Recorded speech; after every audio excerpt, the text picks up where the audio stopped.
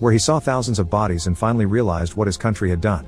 That's why Nagase works in the museum now. He guides pilgrimages and believes in speaking up about the horrors of the past in order to reach reconciliation.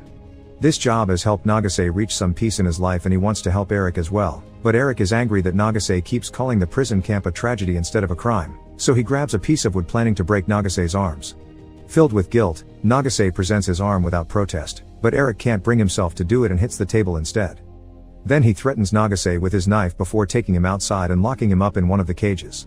Eric begins preparing water and a hose, but as his own memories begin haunting him again, he drops the things and enters a room at the back of the building. This is the place where Eric had been taken after the beatings and starvation failed to work. He was put through waterboarding multiple times until he finally couldn't take it anymore and confessed what he heard on the radio: Japan is losing the war.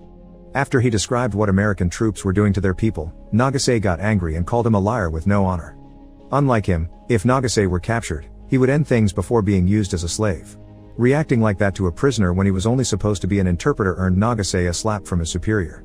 After revisiting the memory, Eric goes back to Nagase and confesses his mother had already been dead before it all began, so throughout the war he wrote letters to a dead woman. He wants to know what Nagase tells people about what they did to their prisoners, but Nagase admits they don't talk about it. When Eric points out Nagase didn't die rather than live without honor as he promised, Nagase explains back then he had believed all the lies his government had fed them. There wasn't any honor in what they were doing. Eric had told him the truth and held on, showing Nagase that nothing is worth more than this life.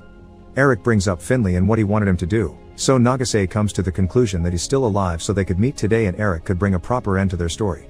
Crying, Eric admits he's still at war with himself, so he grabs the knife and ends up deciding to free Nagase before going to the railway bridge and throwing the knife in a nearby river.